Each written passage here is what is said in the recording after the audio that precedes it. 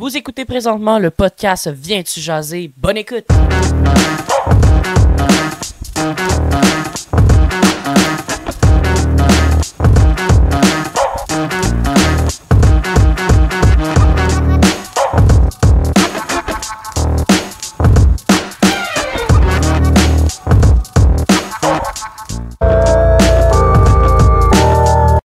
Hey, rebonjour tout le monde, bienvenue dans un nouvel épisode du podcast Viens-tu jaser? Ça fait maintenant plus de 3 saisons qu'on travaille à vous créer du nouveau contenu, nous faire découvrir de nouvelles personnes, les mettre sous les projecteurs tout simplement.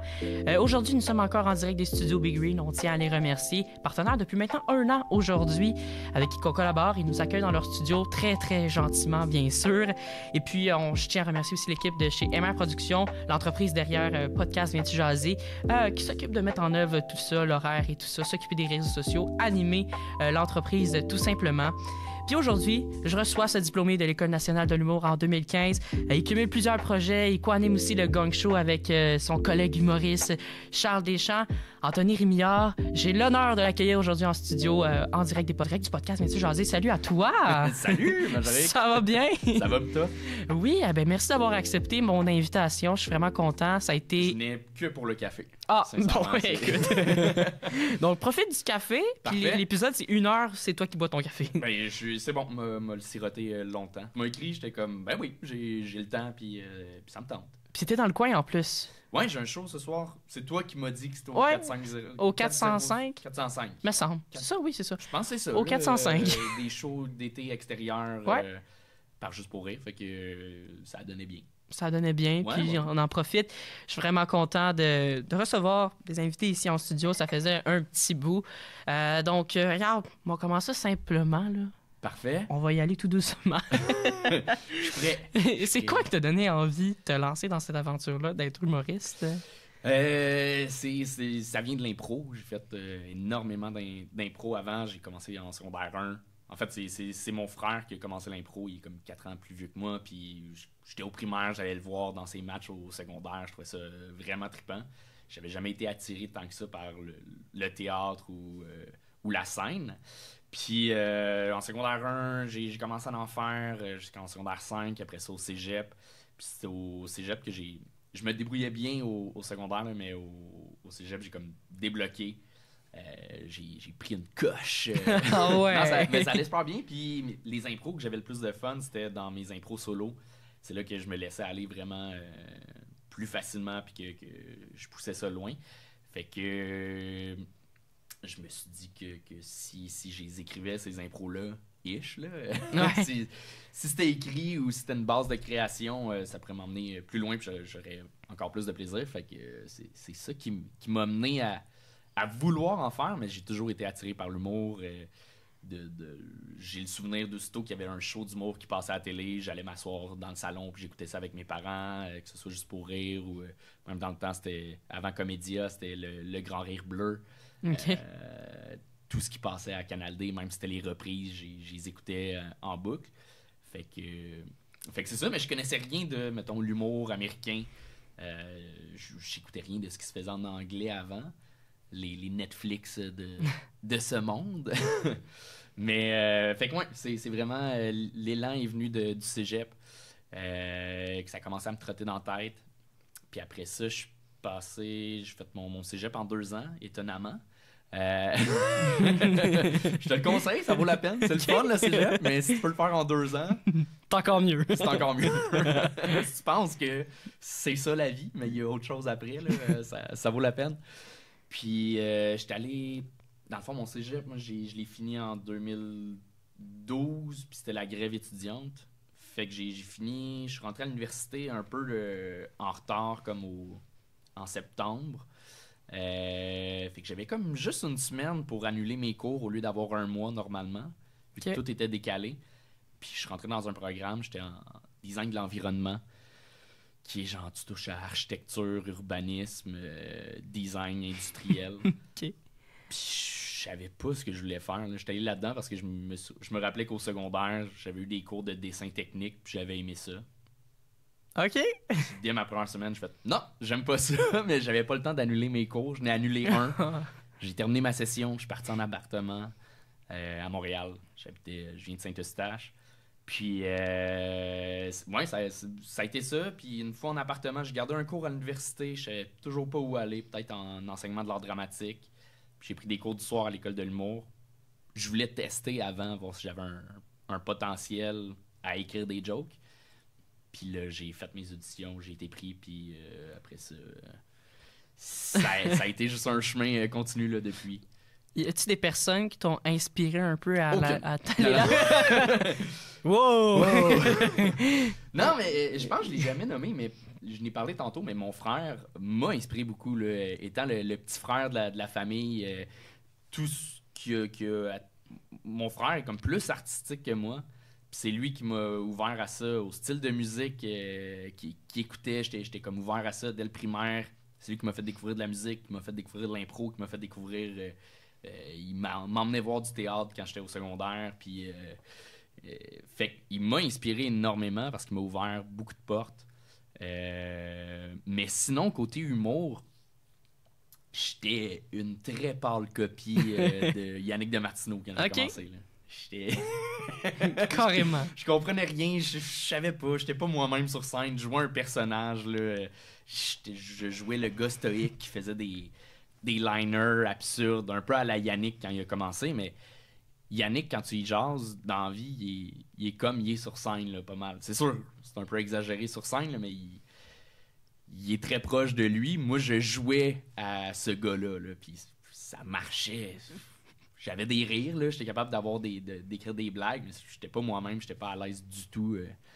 Fait que moi, je peux pas dire qu'il m'a pas inspiré parce que j'y ressemblais, là. OK. Genre, il y a une anecdote de... il me l'a dit à un moment donné dans mes premiers shows, là, j'étais en spectacle avec lui, puis il m'a dit que il me regardait, puis il se disait dans sa tête, voyons, Chris, il me niaise-tu? Mais moi, genre, tout bonnement, c'est normal, là, au début, tu prends... Tu sais pas où aller, là. C'est ça, tu sais, je me disais pas, je veux faire du Yannick de Martineau, mais ça ressemblait, là. Je copiais pas des blagues, je copiais pas sa démarche ou quoi que ce soit, mais ça ressemblait, fait que lui, il m'a inspiré beaucoup. Sinon, c'était dans les débuts d'En route. J'ai vraiment trippé. Il y a eu des saisons fortes dans les dernières saisons d'En route vers mon premier gala. Fait que des Simon Leblanc, des François Bellefeuille, avant qu'ils explosent. Je trouvais ça trippant. Là. C'est ça. Justement, ces trois-là à En route m'avaient ouvert sur OK, il y a autre chose que ce qu'on voit dans les galas juste pour rire.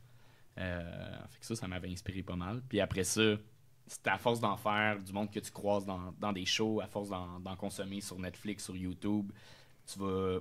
C'est pas nécessairement de la copie, c'est juste tu comprends des patterns. Tu sais, mettons, un Kevin Hart est pas un humoriste que j'apprécie tant que ça en termes de... C'est pas ce qui me fait rire le plus, mais j'ai appris énormément à le regarder pour faire « Ah, ok, ouais, t'es un peu plus énergique, tu peux aller chercher autre chose. » Fait qu'à un moment donné, tout le monde t'inspire, mais de base... Ça ressemble à ça. Il t'inspire de différentes façons, dans différentes facettes de comment tu écris ou quoi que ce soit. Oui, exact. OK. C'est-tu dur, l'École nationale de l'humour? C'est dur, pas nécessairement l'école en soi, parce que j'ai toujours été académique, là. J'aimais l'école, puis je me débrouillais bien, fait que ça va, tu sais, c'est demandant, mais je pense que si j'avais été dans un programme universitaire, ça aurait été la même chose, là. C'est pas plus demandant qu'un autre truc, mais personnellement, ça l'est. Puis je pense parce que je l'ai fait jeune, vers 20, je suis rentré à 20 ans, de 20 à 22, puis c'est un âge où est-ce que tu sors du cégep, puis là, tu penses que t'es adulte à 18 ans, puis finalement, tu penses après ça que tu l'es plus à 20 ans, puis finalement, c'est plus vers 26, 27. Fait que tu te cherches encore beaucoup, puis là, t'es confronté à 12 autres personnes qui ont des personnalités fortes, puis c'est pas nécessairement une compétition, mais qui veulent prendre leur place. Fait que c'est challengeant. C'est sûr. Personnellement, où est-ce que tu te développes comme personne, mais tu te développes aussi comme persona de scène. Fait que tu développes comme deux personnes en même temps. À un moment donné, ça devient rushant, mais... C'est clair. Mais c'est le fun. Ça a été vraiment formateur. Puis j'imagine que même aujourd'hui, ça doit être un peu des fois challengeant, voir... Parce qu'il y a beaucoup, là. Je veux dire, il y a beaucoup d'humoristes au Québec, puis beaucoup de relèves, puis tout ça. Fait que ça doit être des fois challengeant de faire « Oh, il est meilleur que moi. » Pas meilleur que moi, mais est-ce que c'est bon ce que je fais? Est-ce que tu as déjà eu cette remise en question de comme... Oui, est-ce que je dois... c'est des remises en question qui reviennent, mais plus ça va, plus sont espacées, ces remises en question-là. Puis tu es capable de faire le cheminement plus facile dans ta tête pour faire comme... OK, non, ça va, là, je suis à ma place, c'est correct. Mais oui, on est beaucoup, puis ça peut être facile de tomber dans l'amertume, puis tout, parce que ça évolue tellement, justement. J'ai commencé, puis il n'y avait pas de podcast, il n'y avait pas de TikTok, il n'y avait pas Instagram un peu, Facebook, mais tu sais, sans plus. Plus ou moins. Ouais, un peu Facebook, là, des vidéos Facebook, ça marchait bien. Puis, mais c'est ça. Puis là, t'as reçu Tommy Néron, justement, qui a explosé avec TikTok. Ben, c'est une plateforme que je maîtrise pas, là. Genre, j'ai pas grandi avec TikTok, mais un Tommy Néron du monde plus jeune que lui, puis on n'est pas si loin en âge, mais, tu sais, j'imagine, toi au secondaire, t'es au secondaire en ce moment, TikTok, c'est... Ouais, pas mal tout le monde utilise ça, là. C'est ça, c'est facile pour toi. C'est même pas un challenge d'aller mettre un vidéo puis de le publier. Moi, c'est prenant, là. Genre, c'est un effort d'écrire ma description, puis de... les hashtags, puis c'est demandant. C'est pas un automatisme. Fait que, c'est ça, il y en a qui sont un automatisme, puis qui l'utilisent super bien, puis ça explose, puis sont bons. Je pense à lui, je pense à Liliane Blanco-Binette ou Mégane Brouillard. Ouais. Ce sont les trois qui ont bien utilisé TikTok. Ça leur met une belle plateforme aussi pour se faire connaître, là, puis après, ça leur apporte d'autres projets. Là. Tommy Néron, il a fait de la radio aussi, quelques chroniques à la radio, fait que ça lui a permis de se faire connaître aussi de ce côté-là. Ouais. Fait que c'est sûr que ça doit être facile un peu, mais est-ce que des fois, ça doit être confrontant de faire comme « Hey, attends, lui, il n'a pas nécessairement étudié là-dedans, puis à cause de ça, il est capable de comme, se rendre plus loin. » Oui, c'est ça. Ça peut être confrontant, puis se l'est à certains moments, puis c'est justement de travailler sur toi-même, à pas tomber dans l'amertume, puis faire « Ben non, mais il mérite, il a travaillé aussi, là. » Genre, même si il n'y a pas nécessairement autant de show derrière la cravate, quoi que ce soit, ouais, mais ça va, là, ça marche, puis il est bon. Les gens sont bons sur scène, puis si ça marche pas, puis qu'ils ont des opportunités, ça marchera pas. Ça va leur rattraper, mais si quelqu'un atteint un succès, c'est pas... tu peux pas lui en vouloir, c'est pas de sa faute. Des fois, c'est genre... c'est rien enlevé à toi, là. Genre, non, c'est ça. Cette personne-là fait ses trucs de son bord, puis ça a marché. Puis il réussit, puis toi aussi, tu peux autant réussir que lui, puis c'est comme ci, comme ça. Dans l'intro, j'ai glissé sur le projet que tu fais avec ton collègue Maurice, là, le Gong Show. Le Gong Show, ouais. Pour ceux qui connaissent pas, je sais pas si tu peux expliquer un peu c'est quoi le concept de l'émission Vite Vite, là. Ça ressemble à un... En gros, on reçoit des humoristes qui montent sur scène, doivent se rendre à 3 minutes. Et si ça fonctionne pas, s'ils réussissent pas à aller chercher le public, on a un gong, on arrête le numéro, puis on donne des commentaires après ça, un peu en mode roast, mais on reste quand même bienveillant, là. Ouais. On donne des commentaires quand même pour que les personnes réussissent à s'améliorer, mais ça reste très... c'est un jeu, là, tu sais. Puis les humoristes, avant qu'ils montent sur scène, on leur jase après. C'est un spectacle qu'on donne ensemble, là, tu sais. Ils font leur matériel, puis c'est sûr, c'est super challengeant pour eux, puis ça peut être difficile, quelqu'un qui vient se planter parce que c'est filmé, c'est mis sur YouTube. Ouais. Mais pour eux, ça n'a pas de mauvaise répercussion. Quelqu'un qui se plante, ça va. Ça peut juste avoir des bonnes répercussions. Il en rit lui-même aussi, veut pas, là, à un moment donné. C'est ça. Puis ils savent, c'est quoi, pas les risques, là, mais ils savent à quoi s'attendre s'ils réussissent pas. C'est pas un dîner de con, là. On vient pas, genre, rire du monde. C'est pas ça qu'on veut, là.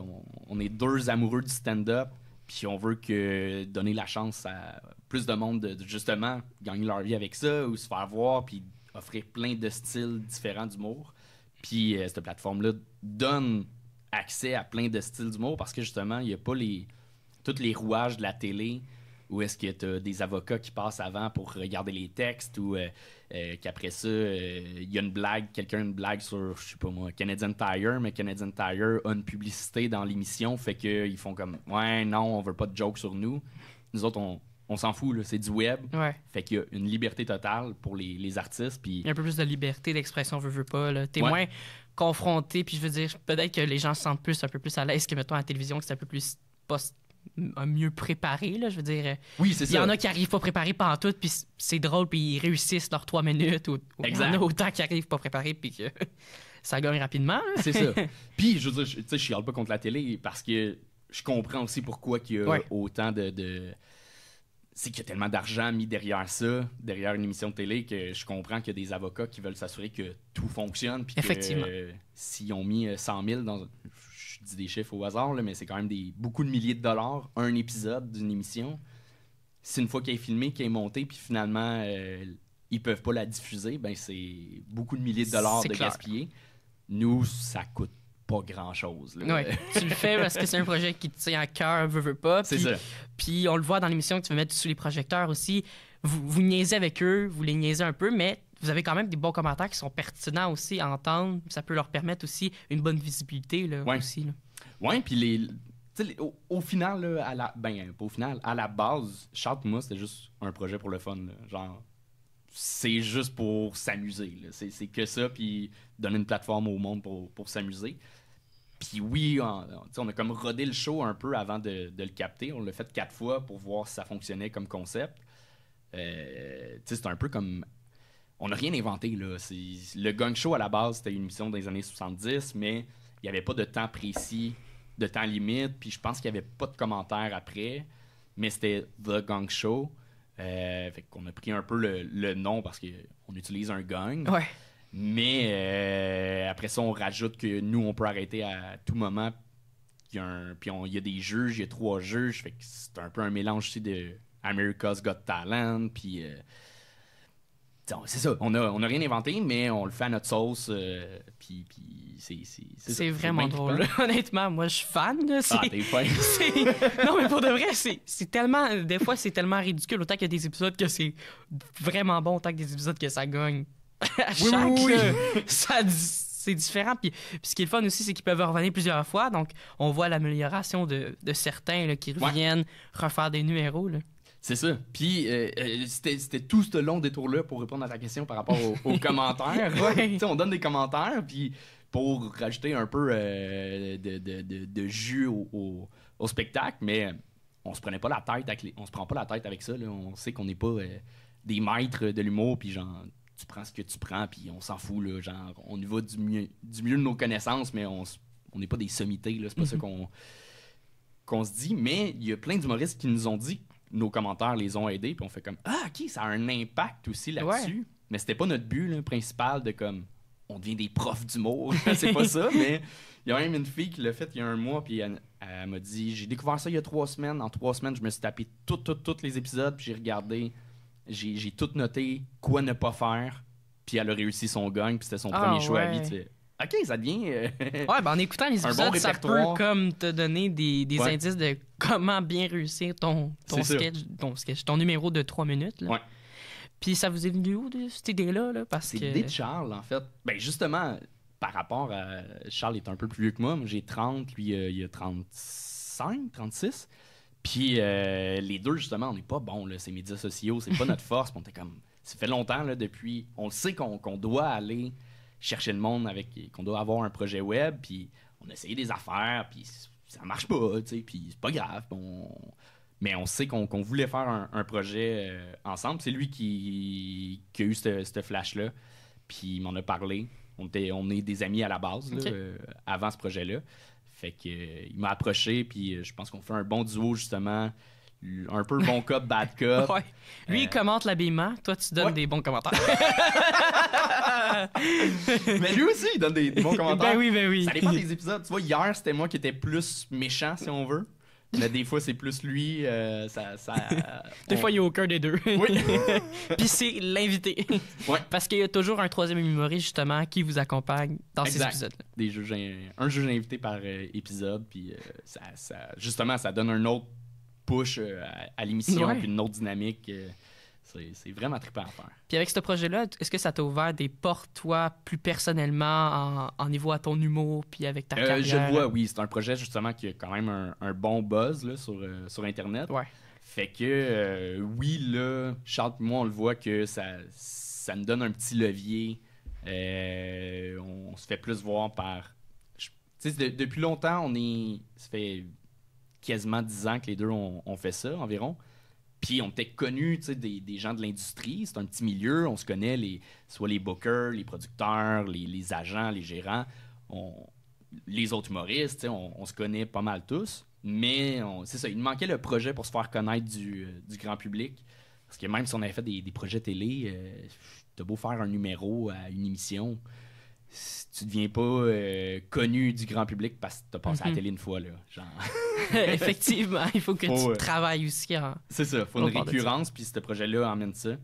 Fait que oui, je vois la différence, là. Charles puis moi, on s'en est parlé hier, justement. On voit une différence qu'on se fait reconnaître. Tu sais, avant, ça arrivait genre 2 fois par année de « Hey, je t'ai vu dans telle affaire, c'est-tu toi? » Oui, c'est tout. Bye. Là, c'est rendu, je vois un autre rapport avec le public, puis c'est pas toujours le fun. Le monde est super cool, mais tu deviens tellement self-conscious de... À un moment donné, une fois sur 3 que tu sors dans un lieu public, tu te fais reconnaître. Quand même. Ben, les autres fois que aussitôt que tu es dans un lieu public, tu fais...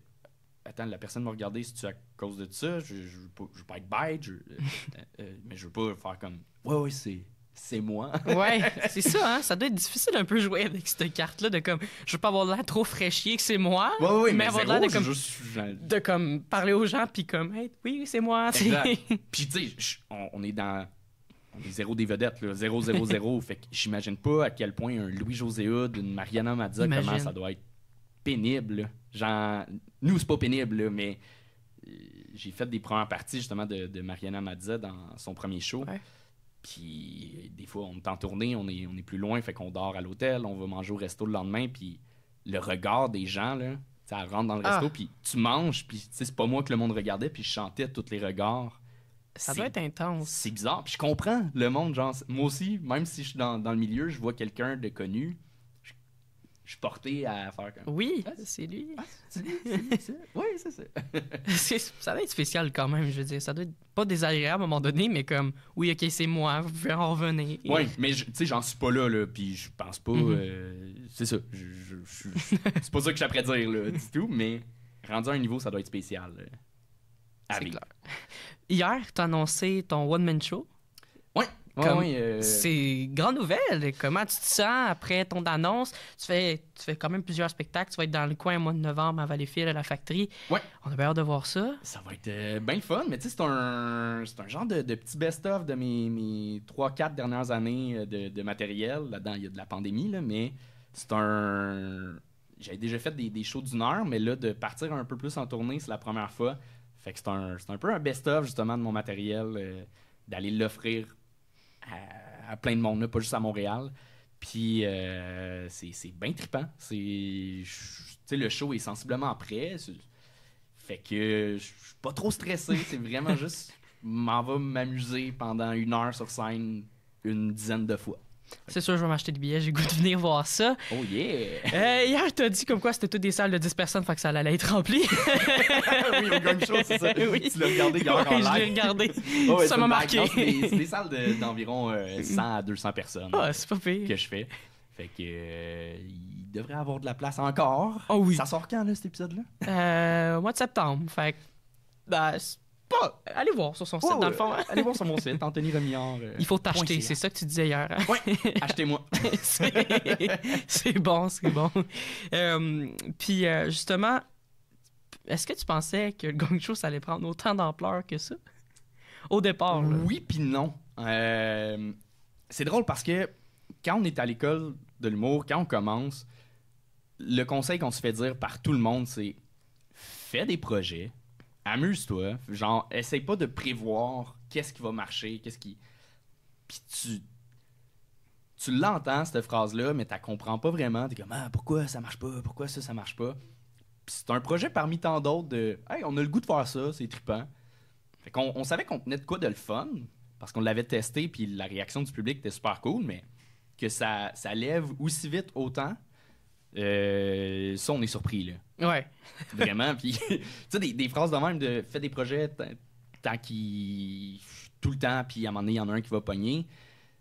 C'est un peu comme ta mère qui te dit « mets pas ta main sur le poêle, tant que tu le fais pas, tu le comprends pas. T'es comme, ah, ouais, c'est une phrase que m'en fous, là. Ouais, ça veut rien dire. Ouais, c'est ça.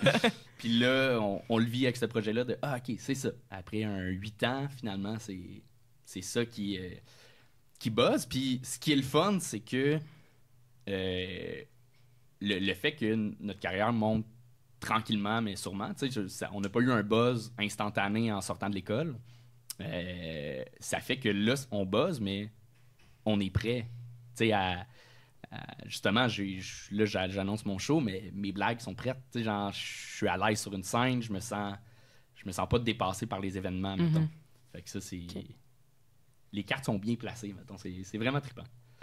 Ben, c'est vraiment, je veux dire, il y a comme plusieurs personnes qui vous écoutent en live. On était comme 300 là, à vous écouter parce qu'on peut s'abonner sur Patreon puis tout ça pour les écouter justement. Patreon, $5. Ouais, c'est ça, Patreon, $5. Puis, j'ai fait mes recherches là, en 2019, t'as gagné ZooFest avec le meilleur spectacle de l'année. Mm-hmm.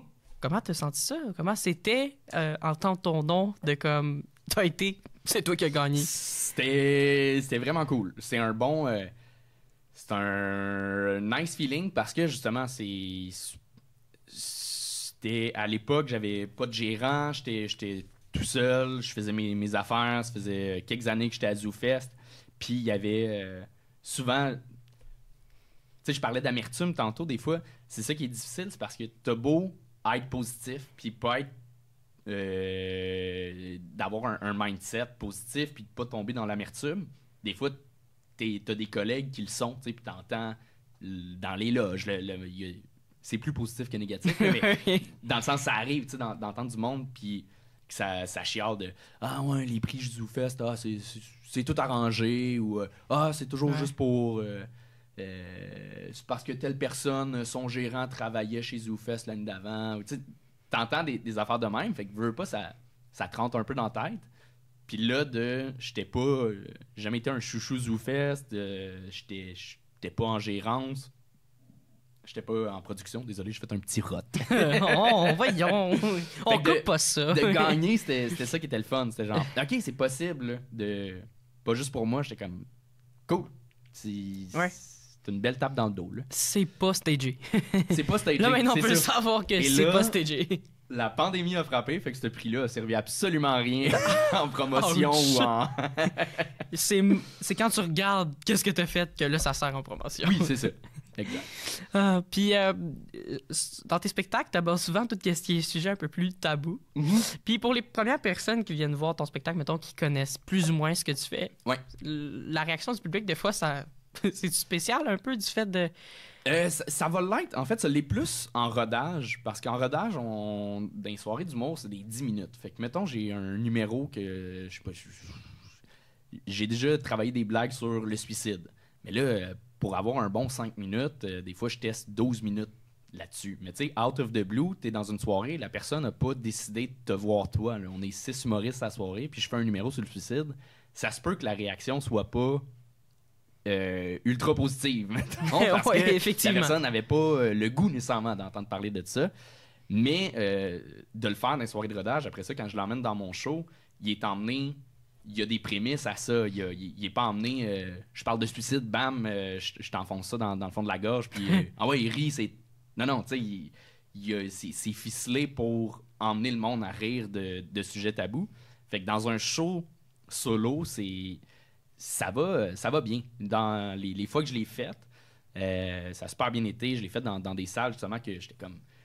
de la façon que ça fonctionne, souvent, quand on joue en dehors des bars, mais vraiment plus dans des salles de spectacle, c'est qu'il y a du monde qui s'abonnent à l'année à une salle de spectacle, puis ils ont accès, mettons, à tous les shows, mettons, à tous les shows, à 10 shows, puis il faut qu'ils choisissent. Puis ils sont comme, bon, ben, on va aller découvrir cette personne-là, ils me connaissent pas. Fait que la première fois que j'avais fait un show dans une salle comme ça, que c'était moi solo, j'avais la crainte de... J'étais arrivé, puis c'était un peu plus âgé comme public. J'avais la crainte, puis finalement, ça a super bien été. Je parle de santé mentale, puis à la fin, il y a un monsieur... j'ai niaisé avec lui tout le long, tu sais, puis à la fin, il m'a serré la main. Il a dit « Hey, tu m'as fait du bien, c'est la première fois. Ça fait 2 ans que je suis en dépression, je sors de chez nous. Pour moi, ça a fait du bien, tu sais. Ça... Je le fais pas pour ça. Genre... Mais c'est le fun, le savoir que tu fais un show là-dessus, t'étais pas sûr au départ, puis qu'il y a quelqu'un qui vient te voir. OK, tu sais, santé mentale, on en parle beaucoup plus, mais je me disais, peut-être c'est plus pour les jeunes, pour notre génération, c'est moins tabou. Tu sais, je savais pas trop si les personnes plus âgées, ça les affectait ou quoi que ce soit, mais finalement, j'étais OK, non, il y a vraiment un changement dans la société, pas juste pour les jeunes, puis c'est le fun. Ouais. Mais je veux dire, juste aller voir un spectacle d'humour, ça nous fait penser complètement à autre chose. Puis je pense que ça l'aide. Juste, je veux dire, tu connais l'humoriste ou pas, ça vient drôle. C'est dur des fois quand il y a des gens qui rient pas à une blague ou que la blague lève pas, simplement. Oui. Ça doit rentrer dedans. Oui puis non. C'est plus difficile quand tu commences. À un moment donné, avec l'expérience, tu comprends, tu sais pourquoi ça n'a pas fonctionné ou tu peux jamais savoir à 100%, là, mais tu as plus d'indices. Des fois, c'est la disposition de la salle. J'ai fait un show récemment, c'était en extérieur. C'était que sur 30 personnes, il y avait peut-être 4 personnes en bas de 50 ans. Puis la moyenne, c'était genre 70-80. C'était plus difficile, mettons. Mais tu sors de là, tu fais, je les ai faites, ces blagues-là, je le sais qu'elles fonctionnent. Là. La moyenne au bâton... C'est juste que ce type de personnes-là, des fois, le public cible, mettons, c'est pas ce que tu vises. Exact. Là. Puis je sais pas que toutes les personnes de 70 ans... Non, ils n'aiment pas. Mais dans le contexte, c'était en extérieur, le public avait le soleil d'en face. Il y a plein de barèmes qui font que c'est pas idéal. Que c'est pas à soirée. C'est ça. Fait que ça devient moins difficile, mais ça fait un petit quelque chose quand même. Là. Une blague, ça va. C'est quand c'est tout le show. Un numéro complet, là, un 10 minutes que tu fais « Hey, ça fonctionne pas ». C'est là que ça devient plus difficile. Mais une blague, 2 blagues, c'est pas grave. Tu peux déconner, tu peux le dire « Ah, je l'essayais ». Mais à un moment donné, un numéro complet ou un... Ouais, là, c'est tough. C'est comme quand tu le regardes au gang show puis que ça rit pas, ça doit être quelque chose. Surtout quand tu commences, puis après tu te fais roasting, t'es comme ouch, est-ce que je recommence? Ouais. Ah non, j'ai énormément de respect pour ceux et celles qui participent au gang show. Mais je trouve ça le fun que vous mettez justement ceux qui commencent sous les projecteurs. Ça leur permet une plateforme justement pour se propulser s'ils sont bons après. Là. Ouais. Oui, puis comme tu disais, il y en a qui s'améliorent, là, qui viennent. Il y en a, j'aurais jamais misé 2 piastres sur eux. Là. Finalement, après 3-4 fois, ils reviennent, puis ils réussissent, puis on fait « OK, t'as travaillé, là, t'as compris des choses. Fait que c'est cool à voir les gens qui évoluent. Là. C'est clair. Ouais. Moi, j'ai une question piège. Question piège. Parfait. Est-ce qu'il y a des lumières qui clignotent? Ouais. Pouf, juste sur toi. C'est qui ton préféré dans l'émission, mettons? Mon préféré dans l'émission? Ton top, là, mettons. Oh! Il y en a beaucoup, là, qui sont vraiment bons, mais c'est qu'il y en a un qui... Alex Harrison est venu, je pense, 8-9 fois. Il a échoué une fois, puis c'est pas que c'était pas bon, c'est parce que le monde n'avait pas le référent. Il faisait une imitation d'Yvon Deschamps, puis il avait changé le texte à sa façon. Au lieu de faire les unions que ça donne, il a fait les unions monogames que ça donne. Fait qu'il changeait des mots. C'était ultra niché là, comme numéro. Puis le public, la moyenne, n'avait pas le référent. Fait que ça riait pas comme si tout le monde savait ce qu'il faisait, ça aurait compris, mais là, ça aurait passé. Mais à toutes les fois, il est venu avec des propositions différentes. Il est vraiment drôle. Il est vraiment trippant.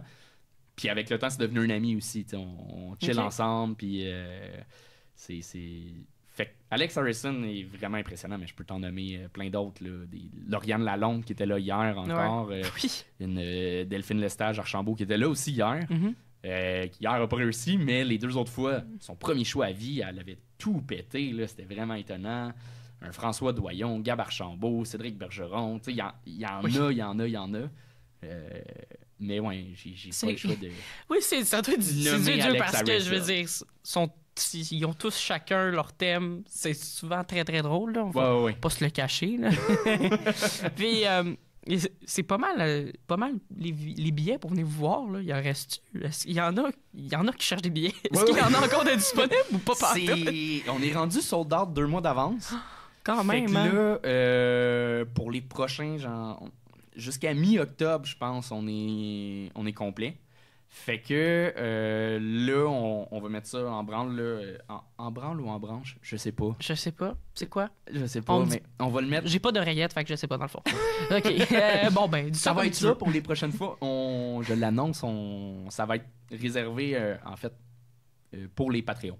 OK. Ils vont avoir accès en avance sur les billets.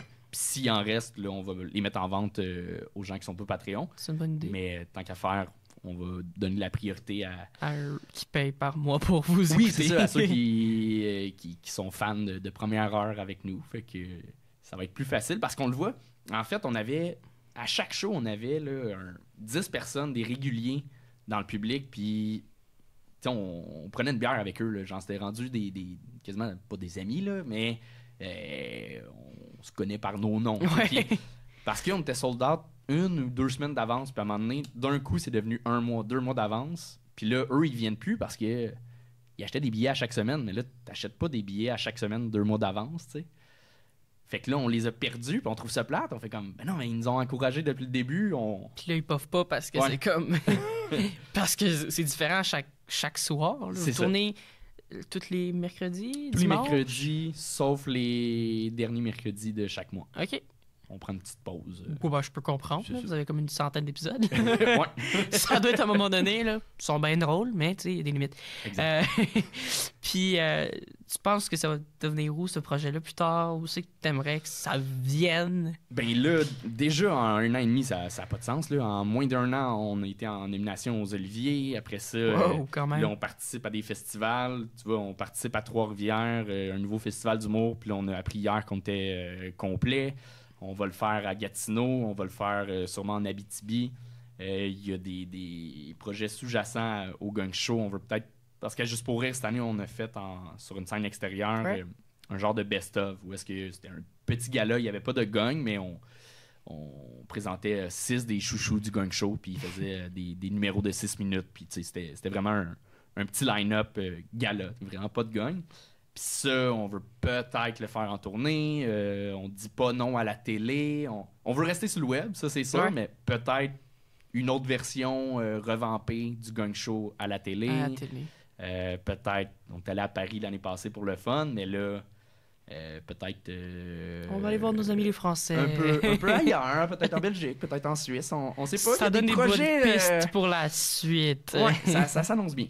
Puis tantôt, tu disais comme quoi c'est sold out très rapidement. Ouais. Ça doit être quelque chose de savoir que les gens sont autant curieux du projet, là, je veux dire, C'est quand même. trippant, Là. là. Ça n'a pas de sens. Puis chaque show est magique. Là. À chaque fois, Charles, tout le monde n'en revient pas comment ça fonctionne. Puis autant ça fonctionne bien sur le web, mais c'est jamais aussi bon que dans la salle. Il y a vraiment une frénésie. Là. C'est comme un show événementiel.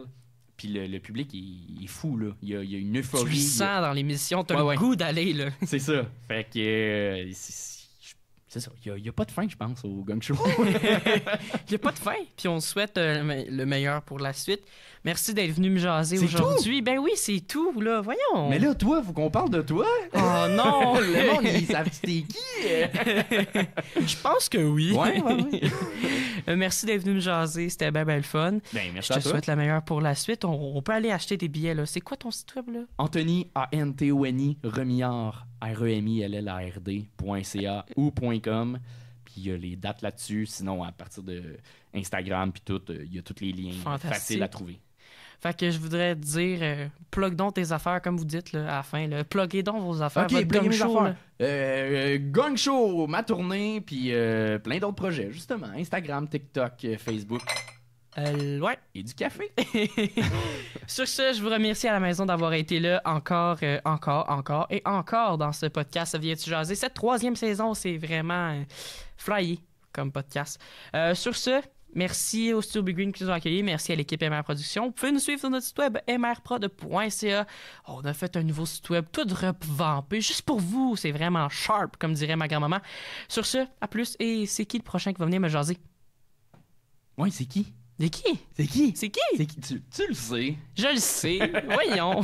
Mais bravo, pour vrai. C'est très Merci cool comme beaucoup. projet. T'es bon. Merci. Bye, là.